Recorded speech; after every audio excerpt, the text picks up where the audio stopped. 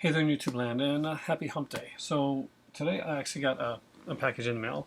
I did a private deal and got a really good price on these here. I got some for my better half and some for me, and all Blu-ray and all pretty cool stuff. So I'll just dive into it right now.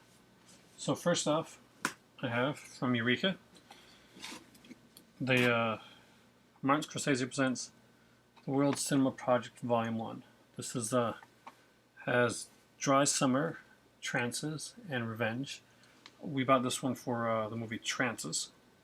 It's actually a film done in Morocco in 1981, based on a band, I think, actually. Right?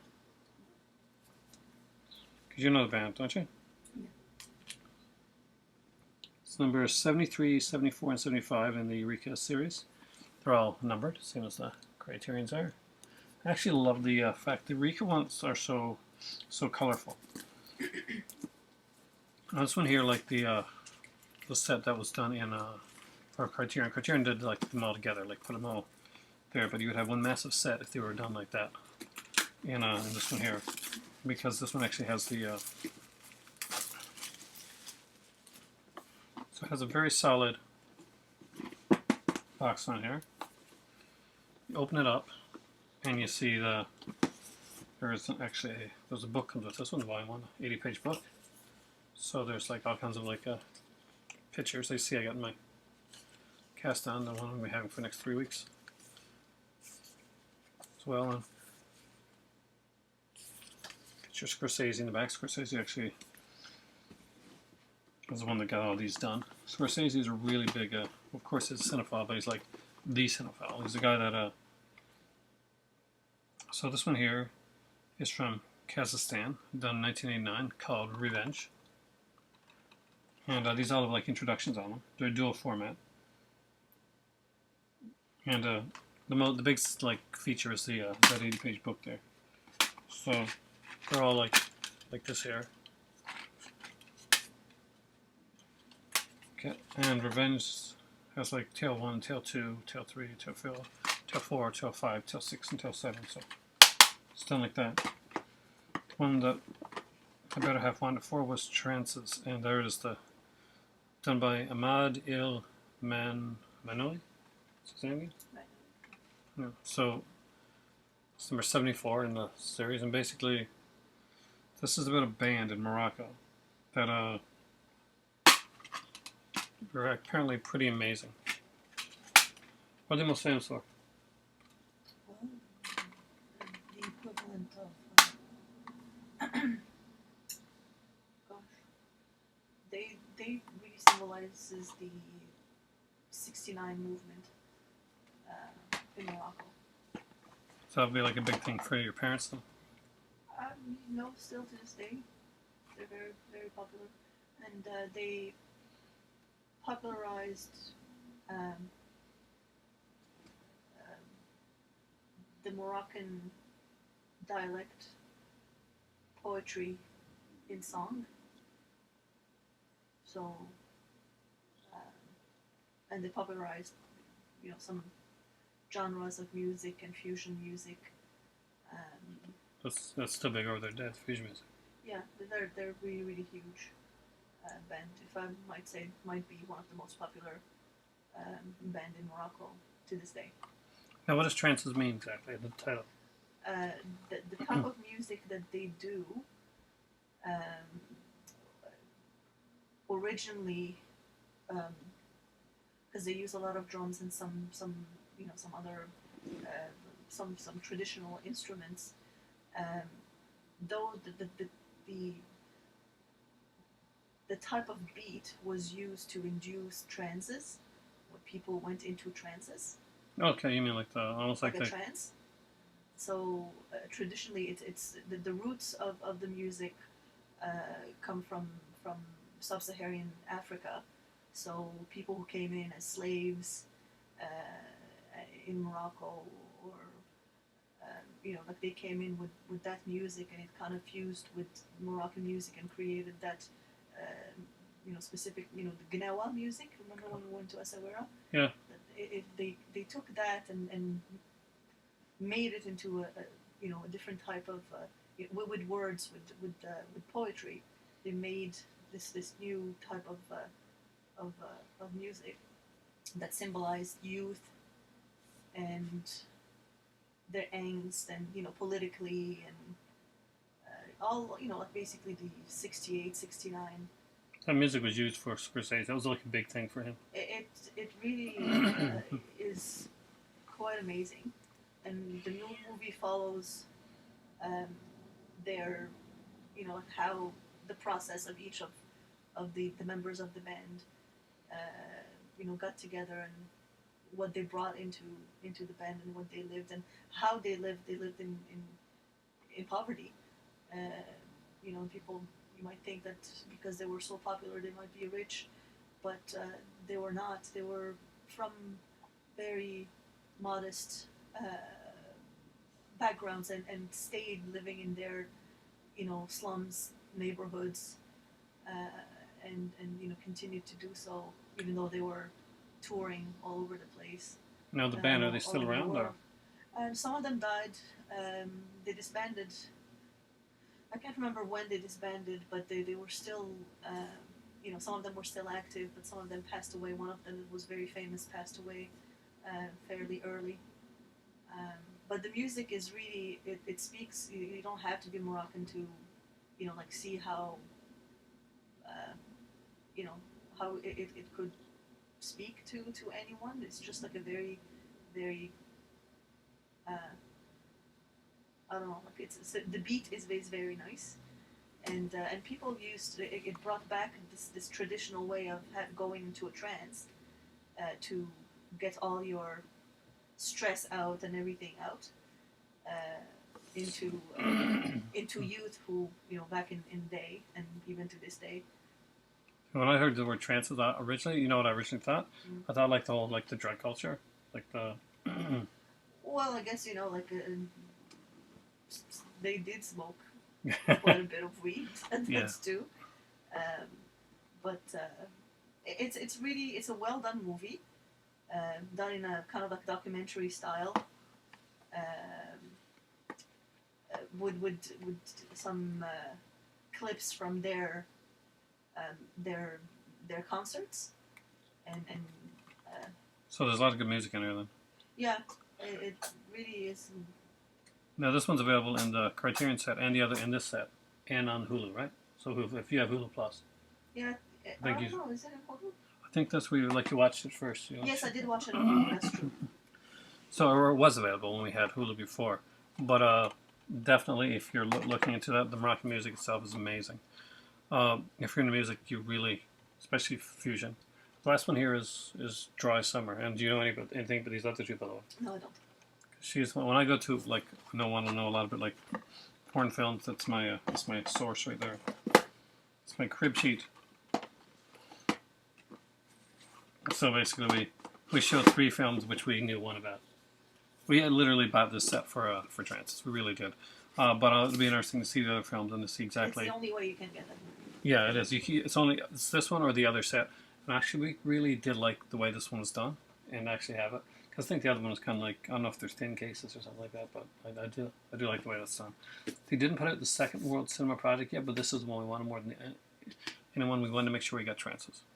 Speaking of ones that I think my better half is going to love, this one's from Kino Lorber. And it is Cotton Comes to Harlem. It actually stars Godfrey Cambridge, Raymond St. Jacques. We have Kevin Lockhart in here, Judy Page, Red Fox is in this movie. And it's directed, and I think it's written also by Ossie Davis. So Ossie Davis is a very famous actor. So she saw the trailer to this thing, like a couple times, and she said she had to have this movie. She is a blaxploitation fanatic. So guys, if you ever looking for something from my better half, she likes blaxploitation.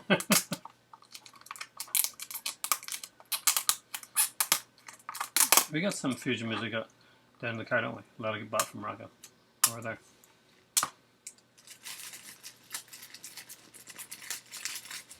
So, It says Cotton Comes to Harlem, and it's a blaxploitation film, kind of a fun one. I'm actually really looking forward to watching this one. We watched Sugar Hill, and we both really enjoyed that. So it'll be interesting to see that. See how it's done. Next up, I think, is her favorite one of them all.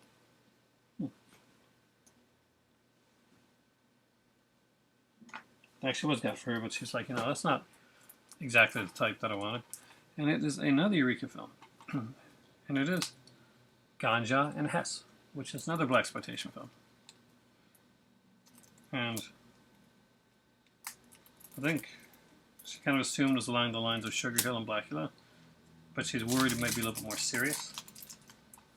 It was it stars, yes, the only other starring role for that actor who and this is these ones aren't numbered actually. This is Eureka Classics, and so stars the actor that was in God, what was it called?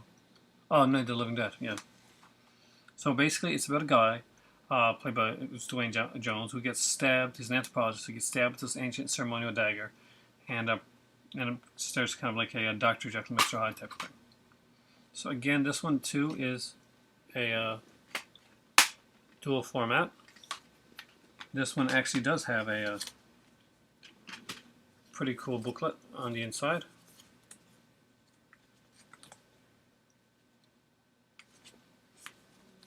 They have some really good booklets in the Eureka sets. Gotta say, I'm very impressed. And on the other side, it does have a.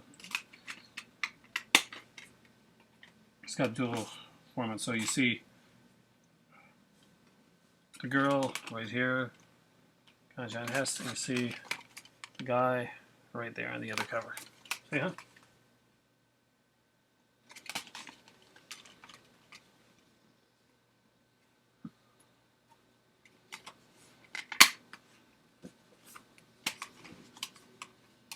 Oh. Bad blood runs between them. So this one actually has some features on here. This one has a optional English subtitles, but feature-length commentaries on here with producer Chiz Schultz, lead actress Marlene Clark, cinematographer James Hinton, the composer Sam Wyman, select scene commentary by David Kellett, The Blood of the Thing, film historian David Kellett leads an interview-based documentary about the film, Gunn's original screenplay available via DVD-ROM and BD-ROM, 24-page booklet featuring a new essay by critic and author Kim Newman, who I love actually, and a vintage letter written by Gunn to the New York Times. So pretty much an anthropologist Hess Green who was stabbed with an ancient ceremonial dagger by his unstable assistant, endowing him with the blessing of immortality and the curse of the unquenchable, it's former vampires, thirst for blood.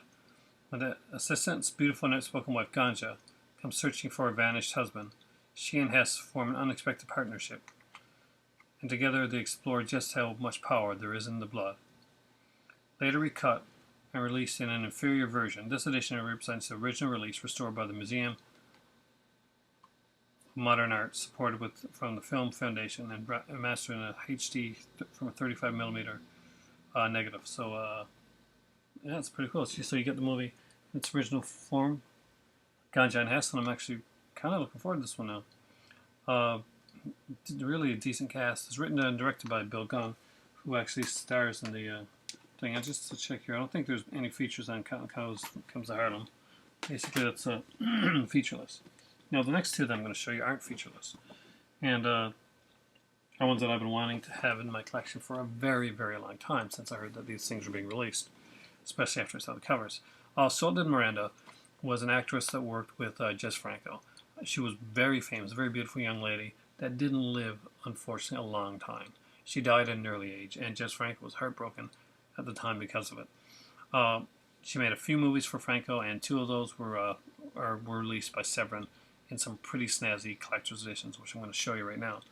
And the first one is Vampiros Lesbos, and this one here has a few decent features on it. We got an interview with director Jess Franco, Vampires Jesus, Sublime Soledad, interview with Soledad Miranda, historian Amy Brown, Stephen Thoreau on Vampire Lesbos, interview with the author of Murderous Passions, The Delirious Cinema of Jess Franco, Jess's Yoda clip, original German trailer, alternate German opening title sequence, and on the second disc there's Les Vampiras DVD. It's an alternate Spanish language bootleg with optional subtitles of the film. So two versions of the film. So I have to look here to see if I can actually show the back. So I can. Okay. So this is the cover. You actually have these here. The writing is on here. Here is pure art, and it really is. It's pure art, and this way, just I think a lot of Jess Franco's movies are. They're pure art. On the back, you can see the Soledad, and I'll open it up here. This is 2 discs, and yes, amazing stuff. I'm more than likely probably going to watch one of these very, very soon, or at least watch the interviews. I'm trying to space these out so that I have them for Halloween, but the ones that I'm actually very excited about. So the second one, if you haven't already guessed, if you know what these sets are here, is She Killed in Ecstasy, and this is my favorite of the 2 films. Most people like Vampires Lesbos, but I'm actually a very big fan of this film, and because my feet are falling asleep here. This one here has Jess Killed in Ecstasy, interview with Jess Franco. We have, of course, the Sublime Soledad. So they put the interview with Amy Brown on, but Saw and Miranda on both of them, just in case somebody just bought one. They want to have the interview on both, actually. There's Stephen Thrower on She Killed in Ecstasy. Again, and we have another kind of like Paul Muller on Jess Franco. And the second disc here is actually really cool. It's called 3 Films by Jess Franco CD. It's the original motion picture soundtracks to Vampire Lesbos, She Killed in Ecstasy, and The Devil Came from Oxava. So it actually has a CD soundtrack as the second disc on this one here. So I'm very, very interested to see. So first I'll check to see if there's, because this cover is showable, and it is.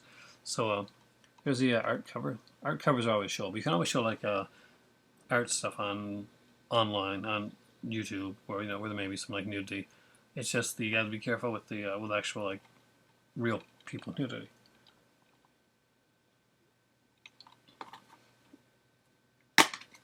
So this one has a card with it.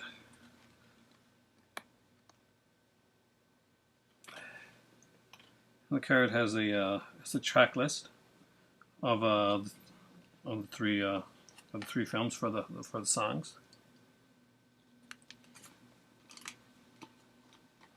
So I'll put that back in. And there's the Blu-ray and the CD. Killed in Ecstasy. Ironically, well, not ironically, making sense, but She Killed in Ecstasy was the first movie that I saw on Scream when they did their Exhumed. Scream's a channel that came on here in Canada. So that's my haul, and I have to say I have to send an email to them to actually let them know that they came here very quickly and in great condition. So I got 2 Eurekas, 2 Severins, and 1 Kino Lorber, and 1, 2, 3, 4, 5, 6, 7 films. 8 if you include the bootleg version of Vampires Lesbos. So you'll see what I'll check out that one. So here we go. That's my haul today. My hand is actually hurting. I forgot to take my medication this morning, so I haven't had any meds for my hand at all, and because that's causing a lot of pain. Thank you for watching, guys. I hope you have a great night. Say hello to my better half, my crazy cat, Deadhead, and for me right now, it really is time for tea. Have a great night, and I'll see you guys soon. But right now, guys, I just got home 2 more days ago, and then I'm going on vacation, so I am out of here.